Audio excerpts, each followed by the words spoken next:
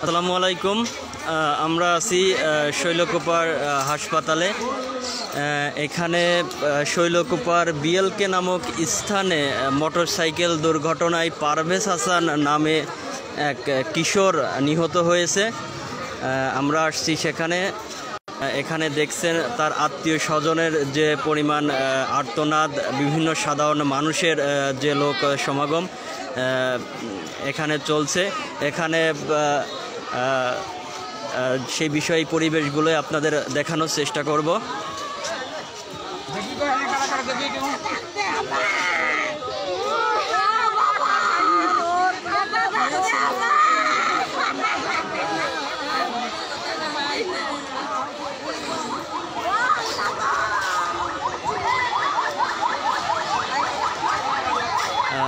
শৈলকুপার BLK নামক স্থানে এক কিশোর নিহত হয়েছে মোটরসাইকেল দুর্ঘটনায়। তার আত্মীয় থেকে বা পারিবারিক সূত্রে জানা যায় ছেলেটি তার এক আত্মীয়র খাবার নিয়ে আসছিলেন, কিন্তু মোটরসাইকেল চালাতে না পারায় পিলারের সাথে, অর্থাৎ বৈদ্যুতিক যে খাম্বা আছে বা পিলার আছে, সেই পিলারের সাথে ধাক্কা লেগে মূলত শিক্ষার্থী এই ছেলেটি পারভেজ হাসান 15 বছরের কিশোর নিহত হয়েছে। আমরা আছি সেখানে। ঘটনাটি সকাল 12টার দিকে। ছেলেটির পরিবারের যে আহাজারি, সেই আহাজারি পুরো হসপিটাল জুড়ে ভারী হয়ে উঠেছে। আমরা দেখানোর চেষ্টা করছি।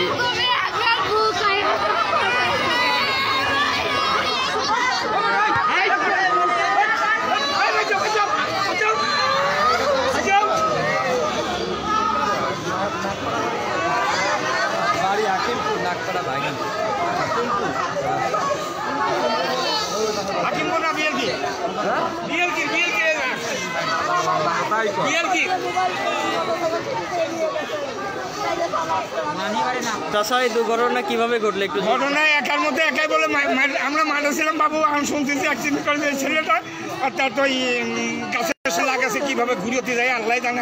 আসতেছিল কোথা থেকে? ও আসছিল কি যাচ্ছিল এই কথা করতে পারতেছি না। এই দিক থেকে যাচ্ছে কি এই দিক থেকে আসতে করতে পার ফকির বাড়ির কাছে রাগপাড়া মুকামবাড়ি ওখানেই আমরা মাঠের থেকে শুনতে পারছি, তাই বাবু আইসি আমরা করতে পারছি না। জুড়ে যে আত্মীয় স্বজন আছে তাদের কান্নায় ভারী হয়ে উঠেছে পুরো হসপিটাল জুড়ে। একটু দেখানোর চেষ্টা করছি পুরো এলাকা জুড়ে, আপনাদের দেখেন।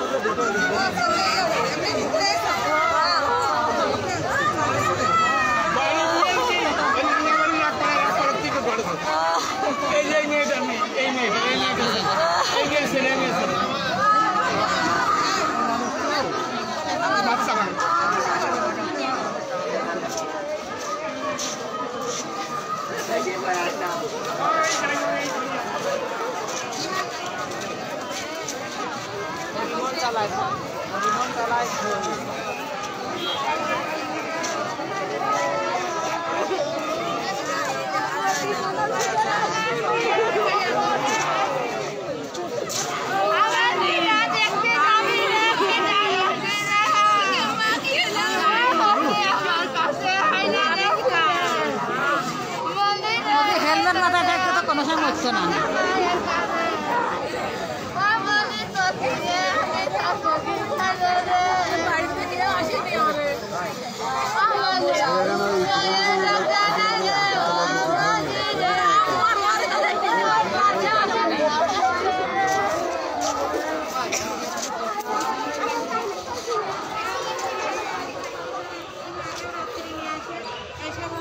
ভাই আপনি কোন ক্লিনিকে?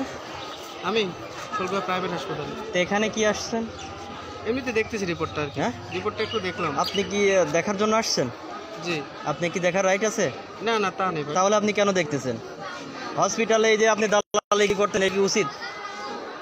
হ্যাঁ, আপনি কি উচিত কিনা তাই বলেন। যে হসপিটাল থেকে যদি রিলিজ দিয়ে দেন আপনি আসতে পারেন, কিন্তু এই যে এইভাবে ব্যবস্থা করতেছেন, রুগী ভাগায় নিয়ে যাচ্ছেন, তাহলে এটা তো হসপিটালের দুর্নাম হবে ভাই।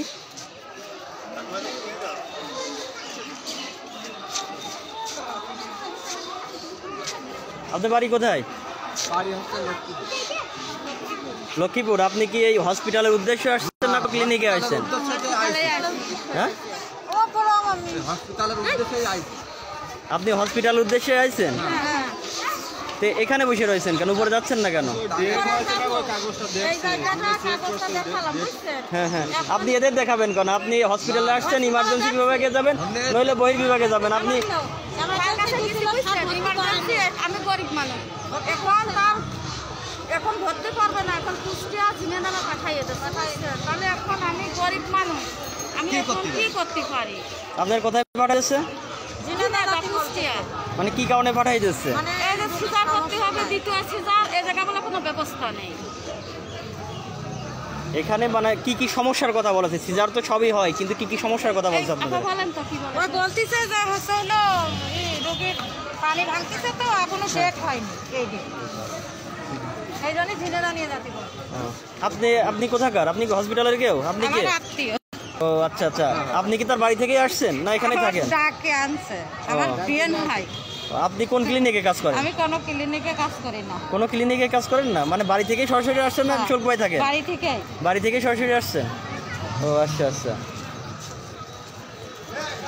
আপনি কি উনি আত্মীয় হয় আপনার? জি, আমার বাড়ি থেকে আসছে সরাসরি? আচ্ছা আচ্ছা। শোনেন, এই যে হসপিটালে যেটা নিয়ে আসছেন, এখন যদি হসপিটাল থেকে রোগী যদি কোনো ক্লিনিকে চলে যায় এবং যদি কোনো দুর্ঘটনা, এটা হসপিটালের দুর্নামে আপনারা জানেন? হ্যাঁ, হসপিটালে আমি নিয়ে আসা মানে উদ্দেশ্যে আমি আচ্ছা, আচ্ছা। হসপিটালে নিয়ে আসা, কিন্তু এখন এই জায়গাটা সিজার করা যাবে না কেন? এই যে আমি বলতে দিচ্ছি সিজার হচ্ছে, কালকে রেট হচ্ছে সোমবার। মানে সিজার হচ্ছে, এখানে হসপিটালে যে মেকানিজম কোনো সমস্যা আছে কিনা সেটা দেখতে হবে।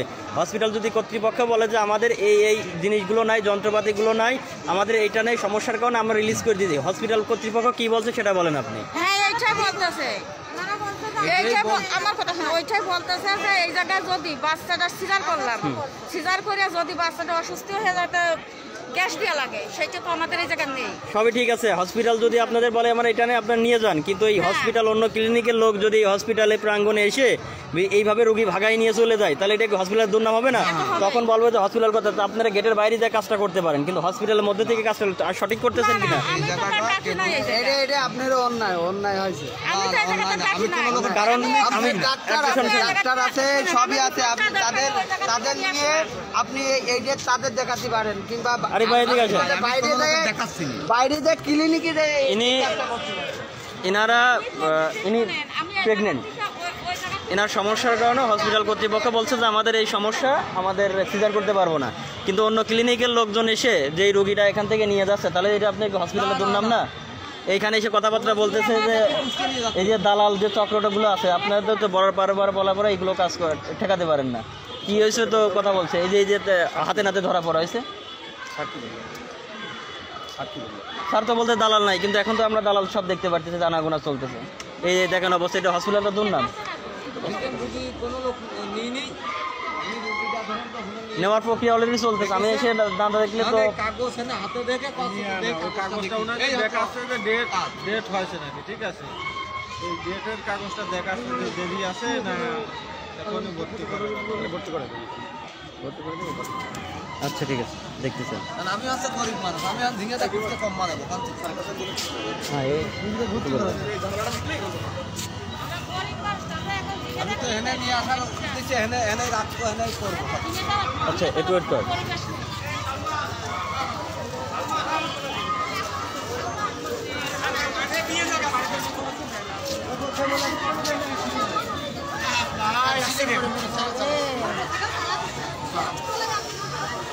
এই এখন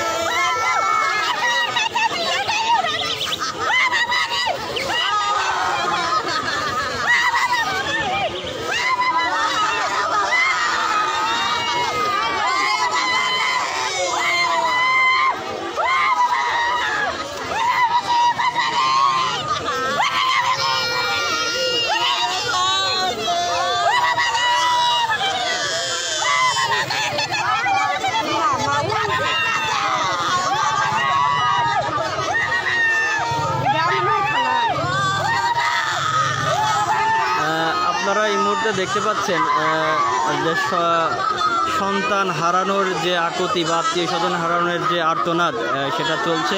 আজ সকাল 12টার দিকে উপজেলার বিএলকে এলাকা নামক স্থানে পারভেজ হাসান নামে এক কিশোর যে মোটরসাইকেল দুর্ঘটনায় নিহত হয়েছে, তাদের আত্মীয়ের যে আহাজারি চলতেছে আপনারা দেখতে পাচ্ছেন।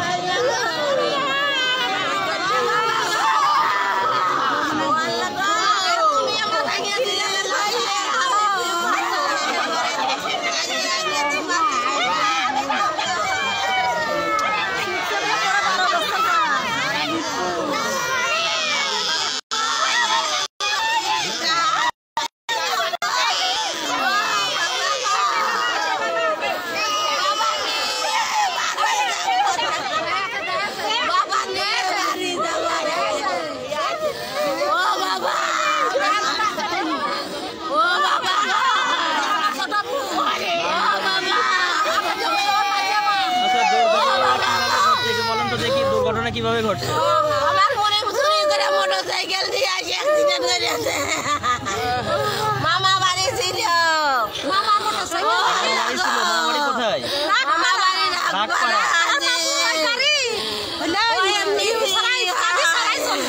চাবি সারাই চলে মোটরসাইকেল দিবি নিয়ে চুরি করে নিয়ে আসে রাস্তায় এসে।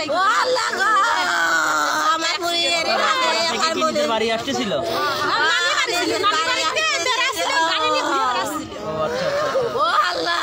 দুর্ঘটনা ঘটছে কোন এলাকায়?